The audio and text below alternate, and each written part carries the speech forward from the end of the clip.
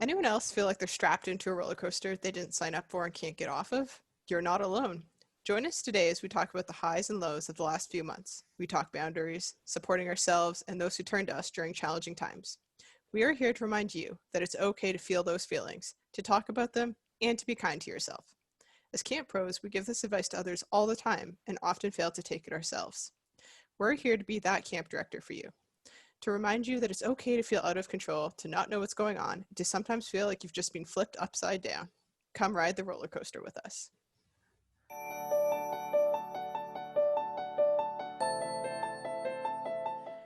Welcome to Beyond Camp, where we explore the intersection of camp in our lives. For too long, camp professionals have referred to camp as being in a bubble, and we are here to burst that bubble.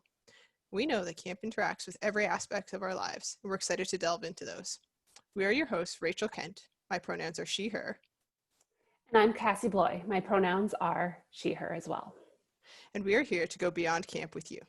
Before we dive into the details and go beyond camp, let's start with who we are at camp. I've been an overnight camp director of nonprofits here in Ontario, Canada for the last 6 years, working in a variety of overnight and outdoor ed positions before that. I'm actively involved in my provincial camping association and love nothing more than wearing outrageous costume pieces as everyday clothing items, causing chaos with campers, and listening to all the special stories that you only hear at camp. Similar to Rachel, I've been involved in year-round overnight camping and outdoor education for 7 years in Western Canada and involved in my provincial camping associations for 3 years. At camp, I love to spend time with the campers, sitting with them during meals, downtime, and helping out at programs. Really, anytime I can spend making connections with the campers.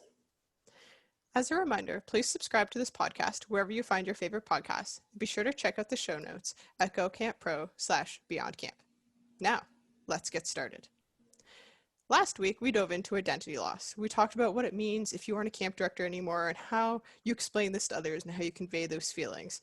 How do you answer that dreaded question of, what do you do all year?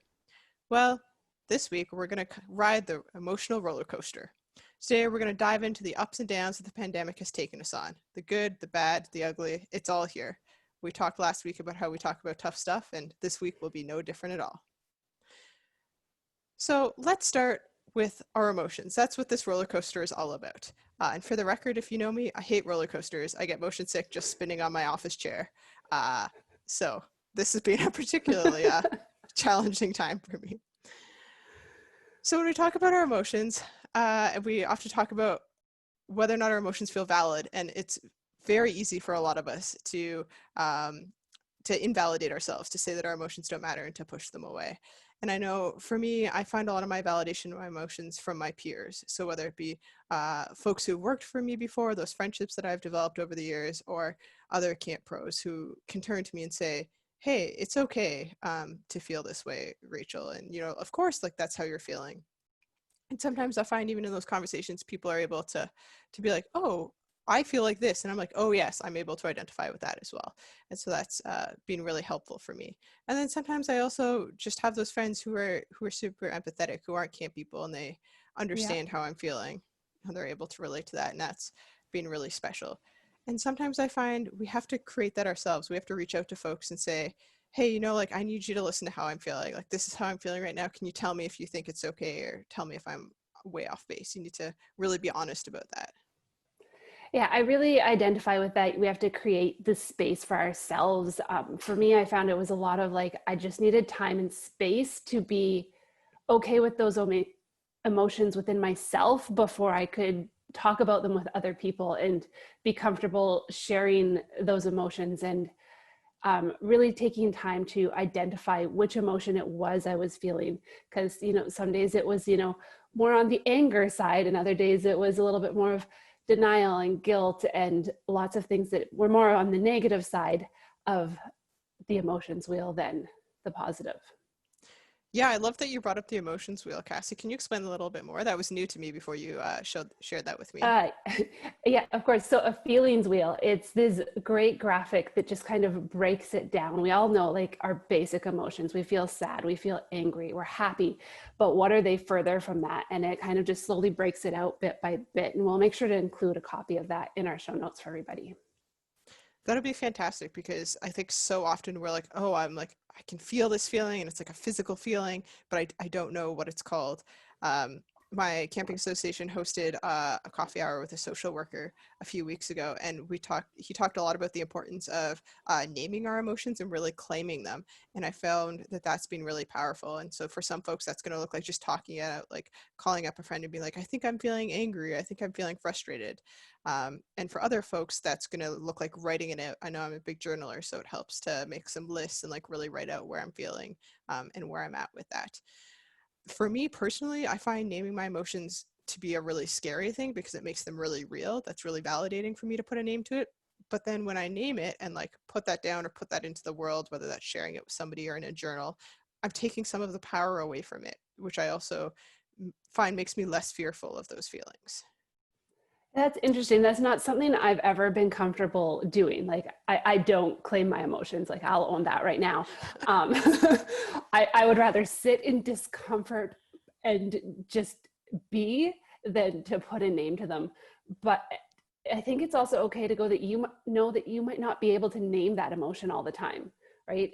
Like when you're at the height of feeling something, you're not going to go search out a infographic that's going to help you name that emotion. Like you're going to sit there and you're going to sit with it, and it might not be what the emotion is, but how you what that emotion means to you that might be more important. Oh, I really like that. Yeah, and yeah, just really the meaning of the emotion to you. I find that really powerful, um, and really important. I think that's fantastic.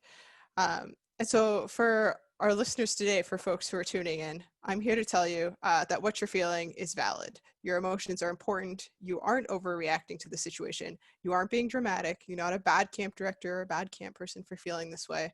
It's okay to feel this way. You're not alone, and we're going to get through it together. We've talked before about how we talk about hard things. We've already gotten into a little bit, and we're going to continue to talk about these hard things because together we can do hard things. So when we talk about all of these emotions, the ups and the downs, people always talk about coping strategies. So for me, the analogy of the roller coaster was one of the first ones that sprung to mind. As soon as I was laid off, maybe even before that, when we started hearing about COVID, people would be like, how are you doing? And I'd say, I'm on a roller coaster. And I sort of had to give myself permission to ride that roller coaster, knowing that some days I was going to feel like on top of the world, where I was like, wow, I've got this. I might not have a job right now, but I have all these prospects lined up. I'm working on things that I'm really excited about. I have this new podcast coming out. Like, that's really cool. And then other days were going to be a lot harder, where I would just have Yes. those moments of like, wow, I'm never going to go back to camp again. My old job is gone forever. The world is on fire, it feels like. And so I had to start to notice some of those harder days and just allow myself more grace on those days. And I would say to people, I'm riding a roller coaster and today is a hard day, and I might sit with a book or go for a walk. Um, just allowing myself to use that time to just reflect and spend time quietly. And then on those like peak days, those days that are really exciting, to use that energy to do the things that I need to accomplish in my day to day. And then for me as well, routine was key. I settled into a routine as quickly as I could with walking my dog and then being outside. When I would log into different calls, people would say, "Oh, you're still sitting outside, Rachel. Like it's really warm out there. Why are you still sitting outside?" And I just said, "I can't be at camp. I need to be outside." And that was really healing for me and has been really powerful. Yeah, I think it's just so important that as we figure out what works for each of us, to recognize that it's going to be different. But as camp people, I feel like a lot of us really identify with like nature is good for us. It helps us feel good, and getting time outside is so, so crucial. I know for me, it was hard. I don't actually have an outdoor space where I live. I can't just, it's like this 3-foot walkway that I get. And I have to leave that walkway because the sun doesn't even go there to get my outdoor space. So going for walks was something that I started doing as soon as, everything kind of closed up, and put that into my routine. But holding myself accountable to that routine, I have found to actually be very difficult. And some days it's a struggle. And I find that the weather plays a big role in that. Mm-hmm. And out here on the West Coast, like it hasn't been consistent. So we'll get like 2 days of one system and then a new system will move in, and it'll just be like, uh, and it just like when it's gray and rainy, I don't want to get out of bed. The other thing I found that was really hard for me was like sitting doing nothing, like Mm-hmm. really just kind of having that time, because I like to be busy. And I think that's part of why camp was such a great place for me, is because there's always something going on. There's something new to do.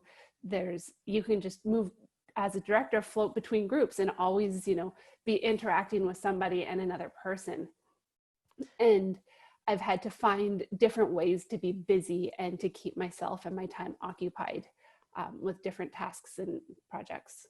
For sure. And that ties into the identity loss we talked about last episode, when Yeah. folks feel like that huge sense of loss because they identify so strongly with their job. And I think that often comes from our need to be busy and being productive. And society puts so much pressure on us to be productive. We've all seen those memes going around, like, if you don't come out of quarantine with like a side hustle and all of these other things, and like, what have you done? And you know what I've done? I've taken care of myself, and I feel strongly about that. Um, Yes. and that's hard, especially as we head into, or like now we're in the midst of what would be our busiest season. Um, Exactly. and what I love about camp, like you said, is that ability to bounce from group to group. Um, I thrive off of that, and not having that has been a real challenge. Um, but then also reminding myself, I had a few days um, where it was like, I don't know, let's say 11 in the morning, and I was like, I don't need to be sitting at my computer making work for myself. It's okay for me to go for a bike ride right now, or to just turn off my computer and go and do something else, and giving myself permission to not do anything. But I had to like actively give that to myself and seek it out. Yeah, it was those moments were like, yeah, I should be doing like this, and this to help progress my career, or I could take this course, or I could do that. But like, we don't have to do that. This is, I think, more about figuring out who we are and taking advantage of the time that has almost been gifted to us in a weird way, um, Mm. to kind of figure that out and to know that you're allowed to feel good about that. Yeah, and I struggle with that so much. Like, as soon as you were like, this time that's been gifted to us, and this time has been really hard. I won't hide behind that at all. It's been really tough. But then there's these Yes. moments of things that I've really enjoyed and things that I've been excited about and happy for. And then I immediately feel guilty about that. One of the biggest examples for me was this podcast. I was so excited. I was like, oh, I get to host a podcast, one of my dreams, really excited to do this with Cassie. And then I felt so guilty about it. Like, I should be wishing I was at camp. And so that roller coaster that we talk about like switched instantly, um, from that Yes. excitement to that guilt. And then I like go back and forth with that constantly. Um, and like, I had to give myself permission to slow down. It was like I had to give myself permission to be happy, or also to seek that out from other people. I would tell other people about that, and they'd be like, of course you should be excited about that. But I think so often we're like, this is a hard time, we're in a pandemic, we should just like only feel negative emotions. Yeah, and like it no. We don't need to do that. We can be human beings and feel all the emotions. Yeah, so again, like giving yourself permission to ride that roller coaster and everything that it brings with it. And I find, while we've talked a lot about those highs and those lows. It's also okay to just sit with our feelings even when they're hard and we feel like we're not doing anything productive. Like, we don't feel like we're going to be able to get a bunch of work done, or that we're going to be able to just be gentle with ourselves and not doing anything. And it's okay to just sit with our feelings some days, and to acknowledge that we're having a hard day, a hard week, a hard month, and that that's okay. And I know for me, I found picking activities that were easier to do and not setting expectations for those times. So I felt like it was going to be a hard week. That was not the week that I was going to do like great journaling or apply for jobs or redo my LinkedIn profile. Those were tasks that would wait until I felt like I was on more of an upswing.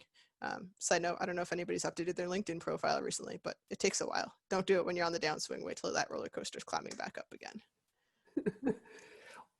Or don't start one when it's on the downswing. Like don't say, "Oh, I don't have a LinkedIn. Maybe I should do that." Learn Takes from a our lot of mistakes. work. Yeah, learn from our mistakes, friends.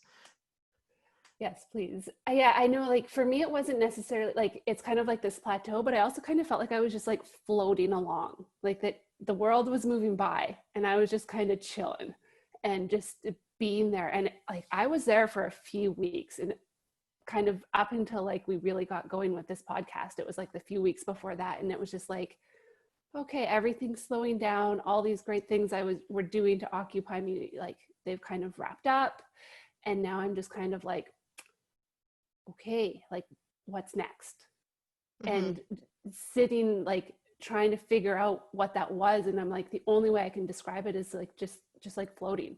And getting out of that really took like some pretty massive self-motivation and a kick in a kick in the butt, to be honest, like to get myself moving and having a couple people to help hold me accountable to that, and help move through those and past that plateau so that I'm climbing again. It's hard because it feels like your whole life is on pause, but you didn't push pause. And there have been many moments in my life where I'm like, oh, I wish I could have hit pause right now and like, catch up on whatever I need to catch up on. But suddenly the world is paused and we have no control over that. And so you just get stuck. And it's okay to feel that way. It's okay to sit with that. You don't need to rush to move forward.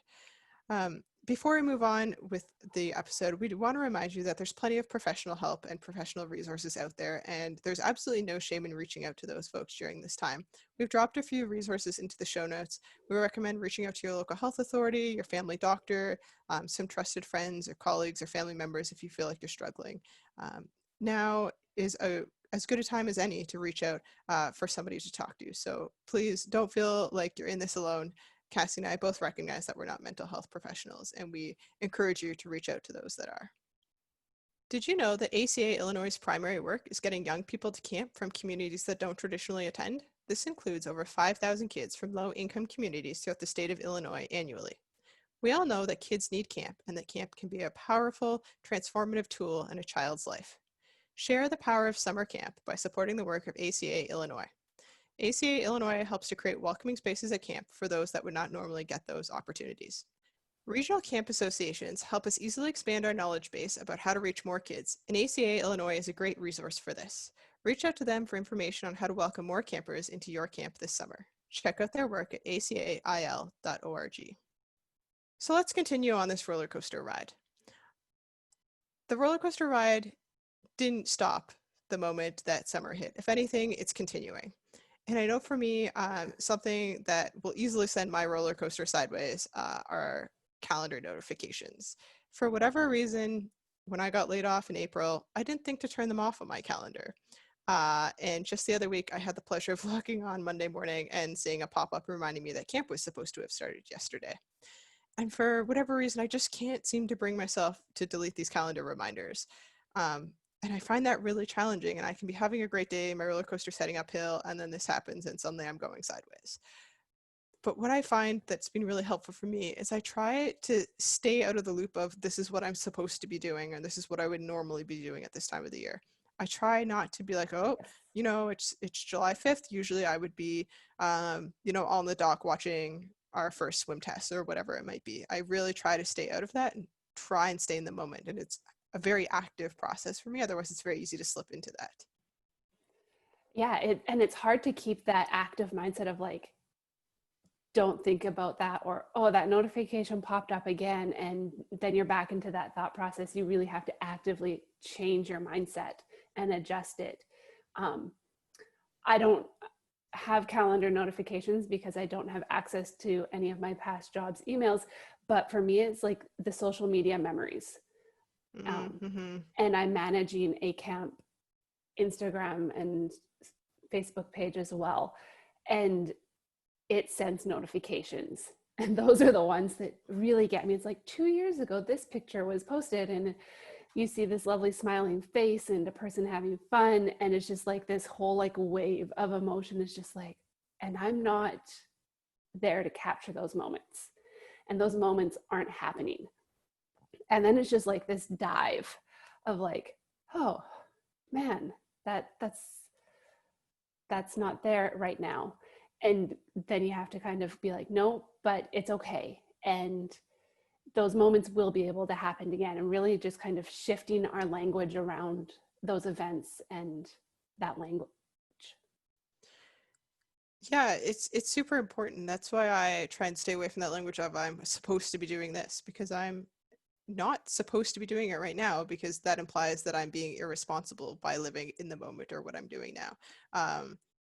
me sitting on my back deck reading a book or starting a new job. That's what I'm supposed to be doing right now. I haven't thrown aside my responsibilities by choosing this.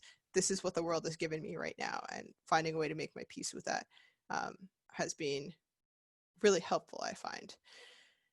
Something that you and I have talked about, Cassie, that has sort of just added to this roller coaster that we didn't really think of ahead of time were those traditions that we have before and after camp. And we've talked a Yes. lot about mourning the loss of summer camp and all of those things that happen. But Hmm. there's also like before and after that we that was like a new realization for us. Um, for me, before camp, I know I mentioned this last episode, I have a bucket list with my partner. And so we try and check off some things that people would normally do during the summer. We try and get to a patio. We try and go for walks in certain parts of town that we like, spend time with the dog, eat those like favorite foods that you just don't get at summer camp. And that time is really special to me. And I found myself mourning that. And then what I'm also mourning that hasn't happened yet is that I have a tradition at the end of the summer of going on a road trip to the east coast of Canada with my dog, just the two of us. We take a lot of books and my journal, and we spend a couple weeks camping and visiting some friends out there. And that time I've treasured for the last few years, and I've been very lucky to have that. And I'm mourning the loss of that. And I know that I'm feeling these feelings now, and that it's going to be even harder when I get to those moments. And that's something I never would have expected when somebody was like, of course you're sad, like summer camp is over. It's more than just those 2 or 3 months. Yeah, it's so much more than those. And like I was thinking about this, I'm like, what are those things I do before each season? And a lot of it actually revolved around camp. I was lucky I was able to have my leadership team with me for about a month and a half before our frontline staff came in. And that was such a great time to really connect with these people who were going to be the face of camp and to make all the things happen. And just, I all of a sudden realized that those people, they're not, and I, like literally only realized this the other day. I'm like, I didn't connect with those people. I didn't have those people to connect with. And I'm like, oh. And then the other one that really just hit me like this morning was opening campfire. And I wrote Mm, like this amazing session a couple years ago. And like, it's just, I was like, I didn't get to say those words. mm-hmm. And I'm like, huh. And I'm still not sure how I feel because that one's still a little fresh Yeah, that's and a fair. little bit raw. But then there were like the fun, like the things like going for that last meal out before you're onto your camp kitchen food for the summer. And one of the things for me that I always do every year before camp, sometime between May and June, is I always go for a pedicure. I don't know why. It's just somehow managed to be like one of those weird things. Well, it's maybe not weird, but just like one of those things that I do without even thinking about it.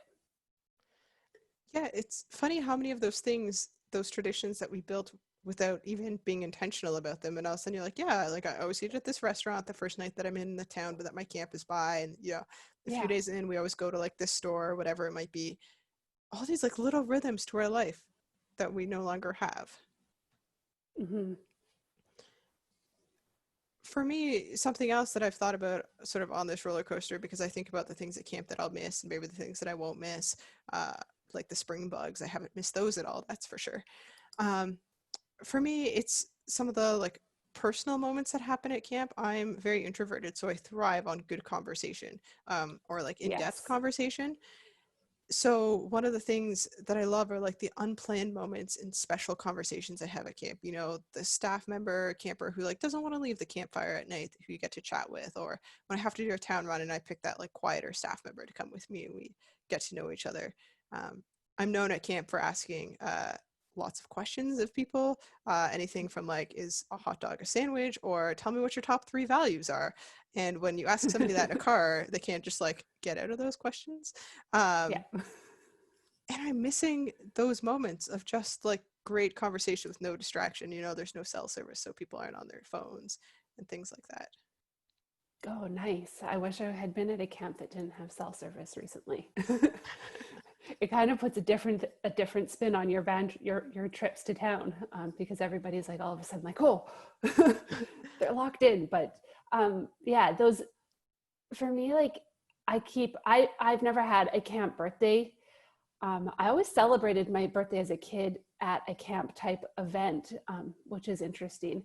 But to me, I'm like, all those kids who are used to spending their birthday at camp, like where else do, 75 to 100 people sing happy birthday in unison with gusto? And like that moment of like carrying out the cake, and especially for a camper who it's their first year at camp and their eyes light up of like, somebody remembered my birthday and I get to have cake and be at camp, and all of a sudden like somebody's day just like became 100 times better. Like those moments that just really brighten somebody's day and kind of help them connect with themselves and each other as well. Those are so powerful. We've talked a lot about a lot of things here that have contributed to our emotional roller coaster, and I'm sure we will continue to share them as the season goes on.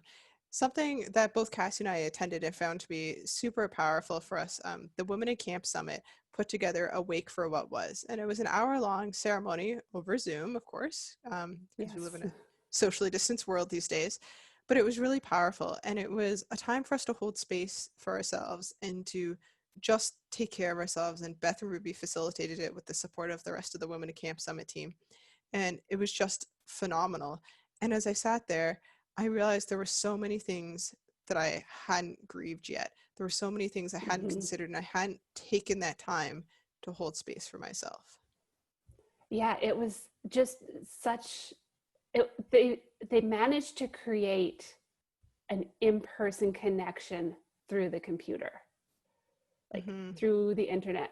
And I just felt like I was at the summit in that moment, standing around a room with everybody who was on the call. It was powerful, and it really provided that safe space to feel all the feels. Yeah, and I really encourage you to find a way to hold some space for yourself through this. Find a way to take your roller coaster to the station for a moment, just pause, and just appreciate where you are right now. You don't have to come up with the solutions. You don't have to work your way through all the emotions, but just hold some space for yourself. That was really powerful for both of us. And it was a few weeks ago now, and we still talk about how impactful that was for us. It's going to look different for everybody. For some people, they're going to thrive off of the ability to connect with others in like a larger formal setting. For me, it often looks like going for a walk with the dog or running, just giving myself space to process and to think away from distractions. Yeah, it is. It's like it's finding that space. I've been able to just walk. I have walked around this neighborhood so many times, and I tend to put in an audiobook. I don't know how much of these audiobooks I actually absorb, because often I find my like train of thought like in a whole nother dimension. But I think that also gives me that time to process of like, obviously the book has said something that's allowing me to move through something in that moment. And it's kind of almost my way of journaling without having to write something down. Yeah, and for many of us right now, the world is no longer changing day to day. It's for sure still changing week to week, month to month at a Mm-hmm. rate that we never could have imagined. But it's slowing down for a lot of us. So take that time for yourself right now, now that things have slowed a little bit and there's less choices to be made, less decisions to be made, and really just take some of that time and hold space for yourself. And understand that this is not a linear process. We aren't able to give you a checklist of like do steps 1 to 5 and you'll be great and you'll like come out the other side. Um, it's just like it's up and down, and that's why the metaphor of the roller coaster resonates so much with me. A, because I don't like them, so I never would have signed up for one in the first place. And B, because you can't control it. You're up, down, sideways, upside down. I feel nauseous half the time.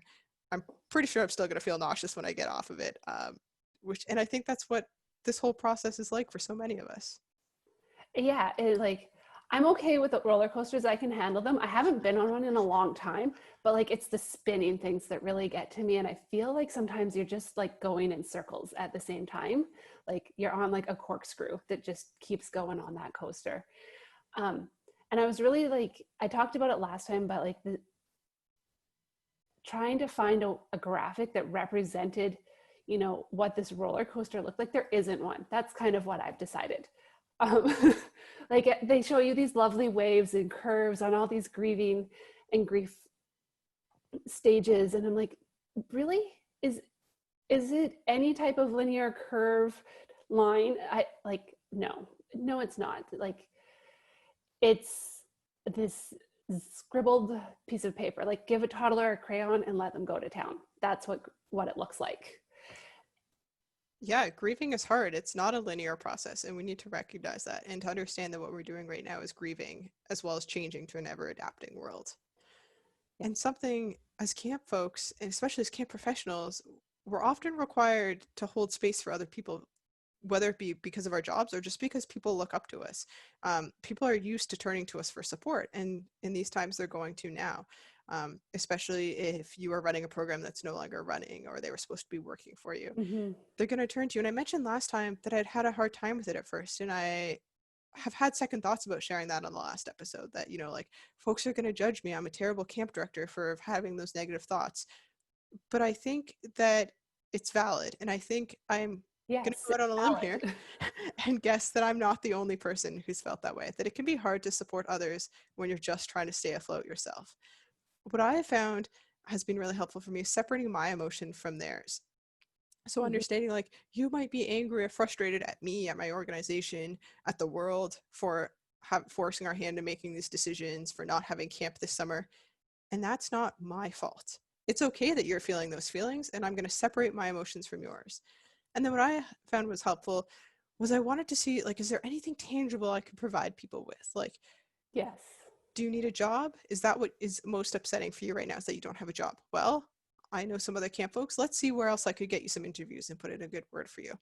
And that felt really helpful for me, was the ability to give people something tangible, something helpful, and it helped me to sort of take my emotions out of that. Yeah, it's like, just as you said, it's that changing of hat. Mm-hmm. Like, right now, I'm going to put on my listening hat, and I'm here to listen and to absorb what you want to say, but in ourselves also knowing that what these people are saying to us, and as we hold space for them, it's not a personal attack on us Mm-hmm. as human beings. And I think, you know, I'm a pretty I'm a blue, have a pretty high blue quotient if I were to go into my true colors. So I tend to feel emotions and other people's emotions quite well. And, it really, you kind of have to like turn on a switch to be able to, hold enough space, but not take them and absorb them into yourself as well. I know a couple people that I connected with hosted virtual office hours for some of their staff, and they used the waiting room feature so that they could uh, either have private conversations or bring in small groups of people to the conversation based on who was in the room at the time and if they were okay with that. And I think that was something that really allowed people to find other connections as well. Yeah, those boundaries around who's in the conversation, how the conversation is progressing are super important. It's important to know, as a director or a camp leader, it's okay to say, this won't help me right now. And so I can't support you right now. Like, right now, I need to get my head back up above water. I need to be treading water before I can help you. Put on your oxygen mask before you put on someone else's. Yes, Um, it's okay to say no. Exactly. And that was really important for me. Um, and I had a moment that I was quite proud of. But again, like, those mixed emotions where I felt both like, wow, Rachel, like, you're doing a great job. And I was like, wow, Rachel, you're a terrible camp director.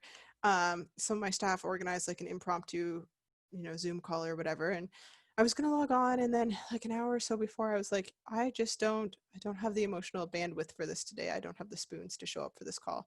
And I just sent a quick message. And I was like, hey guys, like, I'm busy. Like, I can't come on the call right now, which was totally fine. They had a great time, but it was really important for me to recognize that at that moment, that call really would have drained me more instead of filling me up, and I wouldn't have been able to support them the way I wanted to because I wasn't there. And so you need to set those boundaries for yourself, and then also when you're speaking with people, whoever it is in your camp community, to set boundaries for how people speak with you. Let them know appropriate ways to talk to you, whether it's, do you want to be reached via the phone, text message, email? Can they vent to you? Would you prefer that they be more careful with their word choice? Are you happy to be that safe space for people to swear and cry and carry on? Or do you need them to approach you in a certain way? Know what you're comfortable, what your role will allow, and set those firm boundaries. Yeah, and just it's letting them know and letting them, and then I think honoring that and holding people accountable to that too. Like, Mm-hmm. and like if they are going about it in a different way and being like, oh well, this is how I usually connect with you, well no, this is not that time and the place, and really holding to your boundaries. Don't give in to them. And I think it's really important to use the skills that we teach as well. I know one of the tools I often give my staff is to I feel this when this happens.